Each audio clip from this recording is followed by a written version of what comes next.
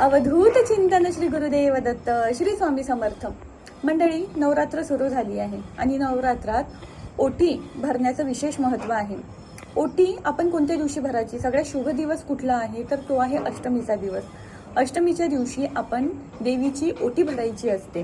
देवीच्या ओटीमध्ये सामान कुठलं कुठलं लागतं तर आपल्याला देवीच्या ओटी भरण्यासाठी आपल्याला लागेल आधी साडी. जरीची साडी असेल तर उत्तम, नसेल तर तुम्हाला जी शक्य असेल ती नवीन साडी घ्या.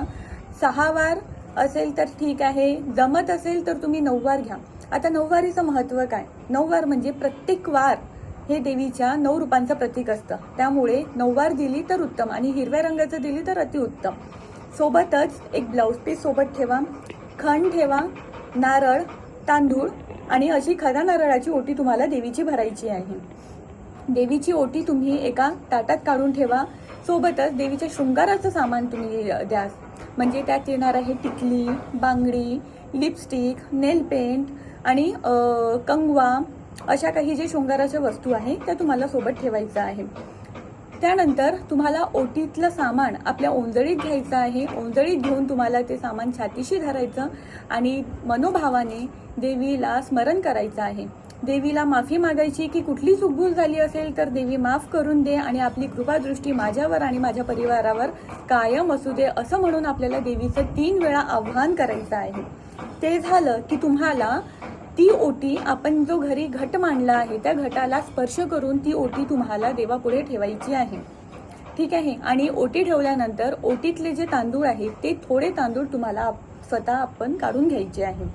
मुठभर तांदूळ किंवा थोडे तांदूळ तुम्ही काढून घेऊ शकता. त्यानंतर आता दिलेल्या ओटीचं तुम्ही काय करायचं तर बघा, जी ओटीत तुम्ही साडी दिली आहे ती साडी तुम्ही एक तर स्वतः वापरू शकता. जो ओटीत नारळ दिला आहे तो प्रसाद म्हणून तुम्ही सेवन करू शकता आणि तांदूळ तुम्ही वापरू शकता.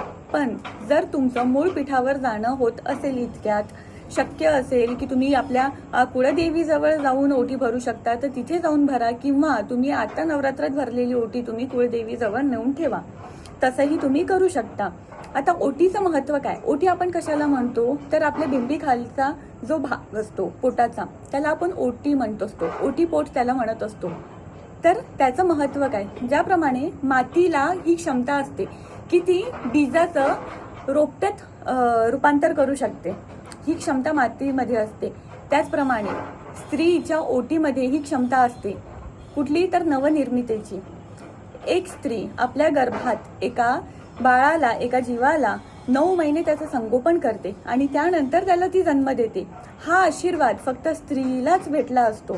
त्यामुळे त्याचं खूप जास्त महत्त्व आहे. आपण प्रत्येक स्त्रीची ओटी भरत असतो काय तर तिला तो आशीर्वाद मिळायला पाहिजे. सगळ्यात आधी आपल्याला आपल्या साखरपुड्यात आपली ओटी भरल्या जाते फळाने आणि त्यानंतर मग आपण सौभाग्याची ओटी आपल्या आयुष्यभर आपली भरत असते. तर आपण देवीची ओटी का भरतो तर देवीची ओटी आपण याच्यासाठी भरतो की देवी तू माझी कूस उजव, मला मुलांचं सुख दे. आणि जर आपल्याला मुलं जर असेल तर त्यांच्या सुखसमृद्धीसाठी, त्यांच्या उत्तम आरोग्यासाठी आपली कृपादृष्टी आमच्यावर ठेवो, म्हणून आपण देवीची ओटी भरत असतो. आता आपण कुळदेवीची ओटी का भरतो? कुळदेवी म्हणजे काय तर जी आपल्याला आपल्या कुळाला चालवणारी देवी, जी आपल्या कुळाचं रक्षण करणारी देवी. त्यामुळे सगळ्यात जास्त जर आपल्याला कोणाची सेवा करायची आहे तर आपल्या कुळदेवीची आणि आपल्या पित्रांची, त्यांची कृपादृष्टी जर आपल्यावर असेल तर जगातलं कुठलंही संकट आपल्याला हलवू शकणार नाही. त्यामुळे कुळदेवीची जितकी जास्त होईल तितकी जास्त तुम्हाला सेवा करायची आहे. आणि शक्य असेल ना तर प्रत्येक महिन्यात एकदा तरी आपल्याला देवीची ओटी भरायची आहे. ती तुम्ही पौर्णिमेच्या दिवशी भरू शकता, महिन्यातील कुठल्याही मंगळवारी भरू शकता. आणि आता तर उत्तम दिवस चालले आहे, नवरात्र आहे, तर तुम्ही नवरात्रात आवर्जून सगळ्यांनी देवीची ओटी भरा. देवीची ओटी कोण भरू शकत नाही तर जी स्त्री गरोदर असेल ती देवीची ओटी किंवा कोणाची ओटी भरू शकत नाही.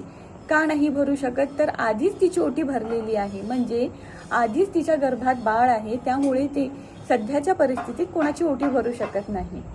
आजची माहिती तुम्हाला आवडली असेल तर चॅनलला सबस्क्राईब करा.